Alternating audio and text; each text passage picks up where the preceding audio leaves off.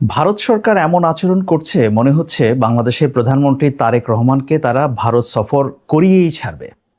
অর্থাৎ ভারত থেকে যেসব কথাবার্তা আমরা শুনতে পাচ্ছি বা মিডিয়াতে দেখছি, সেগুলো দেখলে ব্যাপারটা এরকমই মনে হয়। যেমন বাংলাদেশে নিযুক্ত ভারতের যিনি হাইকমিশনার দীনেশ ত্রিবেদী, তিনি তো বলছেন যে সফর যত তাড়াতাড়ি হওয়া যায় সেটাই ভালো। বাংলাদেশ কি কখনো বলেছে, এই সরকার তো কখনো বলেনি যে প্রধানমন্ত্রী তারেক রহমান ভারত সফরে যাবেন না।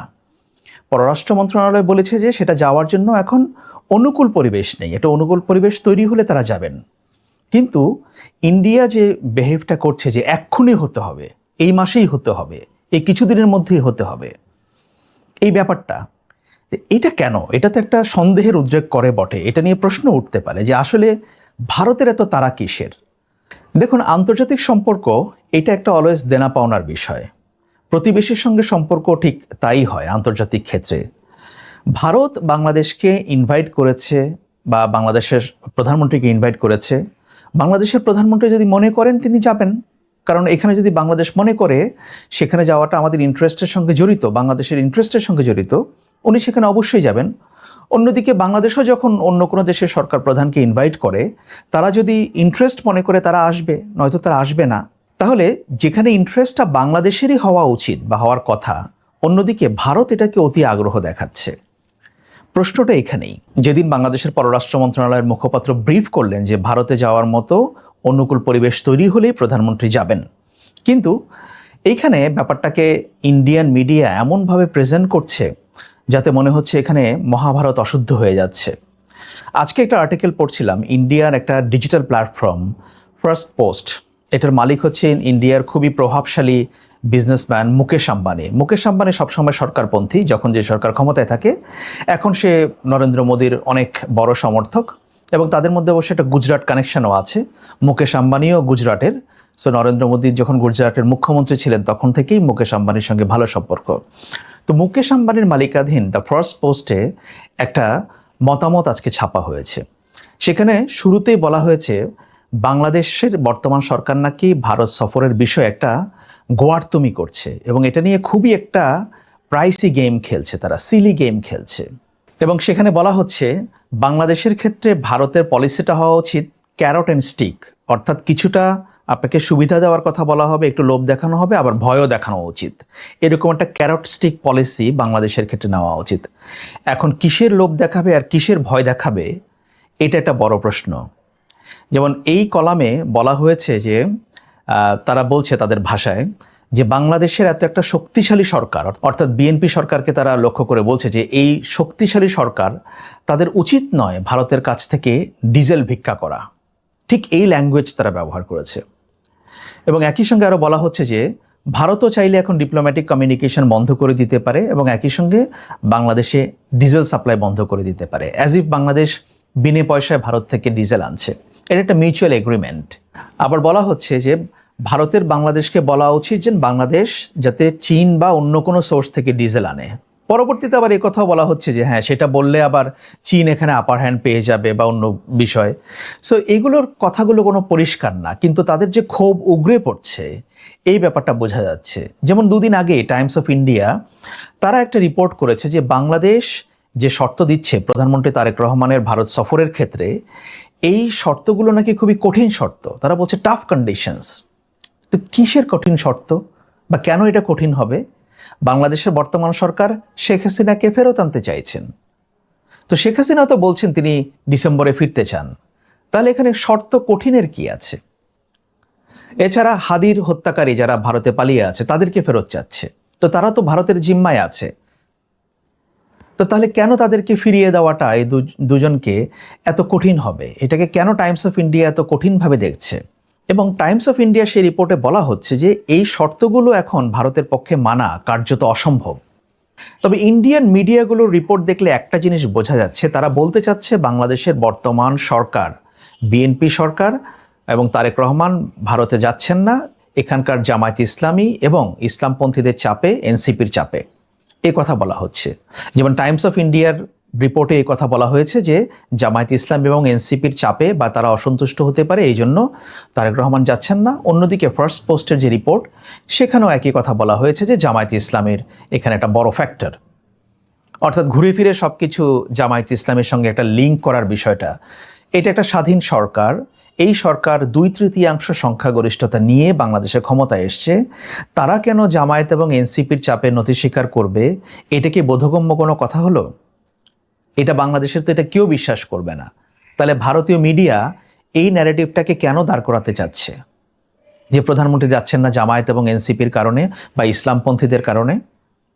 যেমন আজকেই এই তো মঙ্গলবারই ভারতের একটা খুবই নামকরা সংবাদ সংস্থা, ডিজিটাল প্ল্যাটফর্ম ANI, তারা একটা রিপোর্ট করেছে, ভারতের একজন সাবেক রাষ্ট্রদূতকে ইন্টারভিউ করেছে। তিনি হচ্ছেন বিদ্যাভূষণ সনি। ওখানে তিনি বলছেন ANI-কে যে I think Tarique is considerably more open person, he is not anti Indian. হ্যাঁ, এখানে তো তার প্রো ইন্ডিয়ান বা অ্যান্টি ইন্ডিয়ান হওয়ার কোনো বিষয় নেই। উনি বাংলাদেশের প্রধানমন্ত্রী, তো এখানে তিনি প্রো ইন্ডিয়ান নাকি অ্যান্টি ইন্ডিয়ান এই কথাটা আসবে কেন? তিনি সেখানে বলছেন যে তারেক রহমান এখনো পর্যন্ত ভারত বিরোধী কোনো বক্তব্য দেননি, তার কথায় কোনো ভারত বিরোধিতার কোনো ছাপ আসেননি। উনি কেন আসবে? উনি কেন ভারত বিরোধী বক্তব্য দিবেন? উনি তো ভারতের সঙ্গে সম্পর্ক ভালো করতে চাইছেন, ভালো হবে, একটা উইন উইন সিচুয়েশন হবে, সমতার ভিত্তিতে হবে। তো এখন এই যে ন্যারেটিভগুলো দাঁড়ানো করানো হচ্ছে, এগুলো তো ভারতের দিক থেকে ভারতের মিডিয়া দাঁড় করাচ্ছে। সেখানে বিদ্যাভূষণ সনি আবার বলছেন যে বাংলাদেশ এবং ভারতের মধ্যে এই যে এঙ্গেজমেন্টের একটা সুযোগ এসছে, এটাকে হাতছাড়া করাটা ঠিক হবে না, এটা যাতে হাত থেকে ফসকে না যায়। এবং তিনি বলছেন যে যদি তারেক রহমান না আসেন তাহলে সেই সুযোগটা ফসকে যেতে পারে, হাতছাড়া হয়ে যেতে পারে। এবং একবার যদি এটা ফসকে যায় তাহলে বহুদিনের জন্য এই চ্যানেলটা বন্ধ হয়ে যাবে। কেন এখনই কেন যেতে হবে? প্রশ্নটা তো সেখানেই। কেন ভারত এত উদ্গ্রীব হচ্ছে যে বাংলাদেশের প্রধানমন্ত্রীকে এক্ষুনি ভারত সফরে যেতে হবে? যেমন ভারতীয় মিডিয়া রিপোর্টে বলা হচ্ছে যে ব্রিক্স সম্মেলনের সাইডলাইনে তারেক রহমানকে যে বিমস্টেকের চেয়ারপারসন হিসেবে ইনভাইট করা হয়েছে, তিনি সাইডলাইনে নরেন্দ্র মোদীর সঙ্গে কোনো বৈঠক করার ব্যাপারে ইন্টারেস্টেড না, বরং বাংলাদেশ চায় একটা প্রপার বাইলেটারাল ভিজিট হোক। তো সেটাই তো হওয়ার কথা। একটা প্রপার বাইলেটারাল ভিজিট হলে ভারতের অসুবিধাটা কোথায়? তা আপনারা কেন তাকে একটা প্রপার বাইলেটারাল ভিজিট করাচ্ছেন না বা সেখানে ইনভাইট করছেন না? কেন আপনারা মনে করছেন যে সাইডলাইনে গিয়ে ওখানে ভারতের প্রধানমন্ত্রীর সঙ্গে বৈঠক করতে হবে? এটার কারণ কি? যদি আপনি এতই উদ্গ্রীব হবেন যে বাংলাদেশের প্রধানমন্ত্রী ভারতের সফরে যাওয়া উচিত, দেন ইনভাইট হিম প্রপারলি। ওনাকে একটা বাইলেটারাল ট্রিপের জন্য ডাকেন, নিমন্ত্রণ করেন, উনি আসুক, সেখানে কথা হোক বিভিন্ন বিষয় নিয়ে, পানি নিয়ে, সীমান্ত নিয়ে, জ্বালানি নিয়ে, সিকিউরিটি নিয়ে, সব বিষয়ে কথা হতে পারে। কিন্তু আপনি প্রপার বাইলেটারাল ভিজিটে ইনভাইট করবেন না, কিন্তু চাইবেন যে উনি একটা সাইডলাইন বৈঠকে যোগ দিক। আবার উনি যদি প্রপারলি ইনভাইটেড না হন, ওনার যাওয়ার ক্ষেত্রে যদি উনি মনে করেন এটা প্রপার না, সেটাকে আবার দেখানোর চেষ্টা করবেন উনি ডানপন্থীদের চাপে যাচ্ছেন না, ইসলামপন্থীদের চাপে যাচ্ছেন না। এটা কি যুক্তিযুক্ত কথা হলো? আমি ভারতের বেশ কিছু লোকজনের সঙ্গে কথা বলেছি, জার্নালিস্ট, একাডেমিশিয়ান, বিভিন্ন লেভেলে গত কয়েকদিনে, এবং বোঝার চেষ্টা করলাম যে ভারত আসলে কেন চাইছে তারেক রহমানকে নিতেই হবে ভারতে, এবং এখনই নিতে হবে। তো এটার বেশ কয়েকটা দিক পেলাম তাদের সঙ্গে কথা বলে। যেটা বুঝলাম সেটা হচ্ছে যে বাংলাদেশে 5ই অগস্ট অভ্যুত্থানের পরে ভারতের মিডিয়া, ভারতের তো 60-70% media control by Modi government or even more. তো তারা দেখানোর চেষ্টা করেছে বাংলাদেশে ডানপন্থীদের একটা উত্থান হয়েছে, প্রফেসর ইউনূস, জামায়াতে ইসলামী এরা মিলে এই কাজটা করেছে। 2 বছর ধরে ভারতের মিডিয়া এই ন্যারেটিভটাকে পুশ করেছে এবং ভারতের সরকারও সেটা তারা মেনে নিয়েছে বা সেটাকে তারাও ফুয়েল করেছে। এখন বাংলাদেশে যেহেতু একটা সরকার পরিবর্তন হয়েছে বাংলাদেশের জনগণের ভোটে, তো এই ন্যারেটিভ তো ভারত আর বেশি দিন তাদের ওখানে চালাতে পারবে না, এবং চলছে না এটা আর। এই সরকারে বিএনপির ক্ষেত্রেও তো এটা একেবারেই চলছে না, কারণ বিএনপি তো কোনো ইসলামপন্থী দল না। আগের প্রফেসর ইউনূসও ইসলামপন্থী ছিলেন না, কিন্তু তারা যাই হোক সেটাকে দেখানোর চেষ্টা করছে। কিন্তু বিএনপির ক্ষেত্রে তো এটা একেবারেই আর দেখাতে পারছে না। কতদিন তারা এই ন্যারেটিভ পুশ করবে? এই জন্য এখন তারা চাচ্ছে যে বিএনপির সঙ্গে একটা ভালো সম্পর্ক দেখাতে, এই যে লোক আমরা এখন বিএনপির সঙ্গে এঙ্গেজ করছি, বর্তমান সরকারের সঙ্গে এঙ্গেজ করছি, সেজন্য তারা চায় তারেক রহমান যাতে অতি দ্রুত ভারত সফর করেন। এটা একটা বড় রিজন। ভারতের বিজেপি সরকার তারা দেখাতে চাচ্ছে বিভিন্ন মহলে যে ভারত বাংলাদেশের কাছে রিচ করার জন্য, বাংলাদেশের কাছে পৌঁছানোর জন্য, বাংলাদেশের নতুন সরকারের সঙ্গে এঙ্গেজ করার জন্য তারা সর্বোত্তম চেষ্টা করছে, নানাভাবে চেষ্টা করছে। এই ফিলিংটা তারা ভারতের বিভিন্ন মহলে দিতে চায়। এবং এখানে যে প্রসঙ্গটা এসেছে যে বিএনপি সরকার ক্ষমতায় আসার পরে মনে হচ্ছিল সম্পর্কটা খুব দ্রুত স্বাভাবিক হয়ে আসবে, কিন্তু 5ই আগস্ট শেখ হাসিনার প্রেস কনফারেন্সকে কেন্দ্র করে দিল্লিতে এটা নিয়ে তো ঝামেলাটা তৈরি হলো। এখন ভারত বারবার বলছে যে এইটাতে আমাদের কোনো হাত নাই, এটা ওনার ব্যাপার।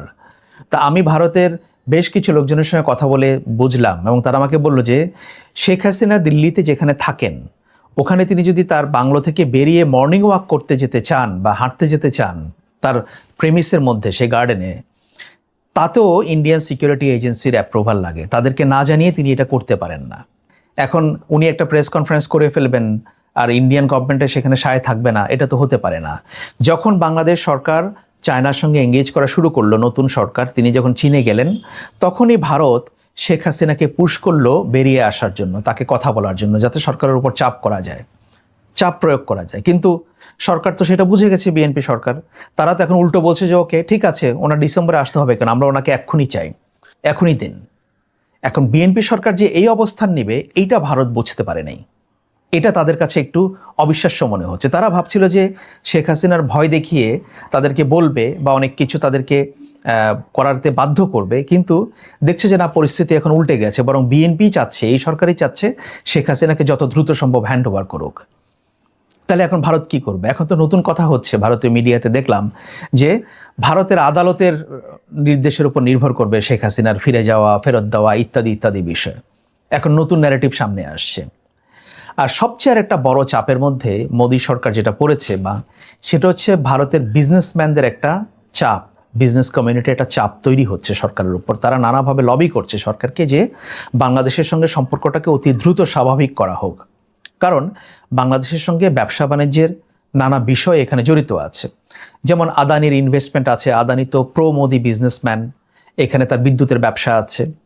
এছাড়া ভারতের আরও বিভিন্ন স্মল স্কেল ইন্ডাস্ট্রিজ যারা বাংলাদেশের সঙ্গে নানাভাবে ব্যবসায় জড়িত, নানা ক্ষেত্রে তাদের আদান প্রদান, দেওয়া নেওয়া, আমদানি রপ্তানি অনেক কিছুই আছে। ব্যাপারটা এরকম না যে শুধু বাংলাদেশেরই ভারতকে প্রয়োজন, ভারতেরও বাংলাদেশের প্রয়োজন। আপনারা রিপোর্ট দেখেছেন যে বিভিন্ন সময়ে যে বাংলাদেশে যখন ভিসা বন্ধ ছিল তখন কলকাতার অনেক মার্কেট চলছিল না, হোটেল চলছিল না, বিভিন্ন জায়গায় চলছিল না।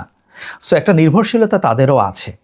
সুতরাং এই সম্পর্ক স্বাভাবিক করার জন্য ভারত যে প্রধানমন্ত্রী তারেক রহমানকে ভারতে নেওয়ার জন্য এত তোড়জোড় করছে, এখানে ইন্ডিয়ান ইন্টারেস্টটা জড়িত।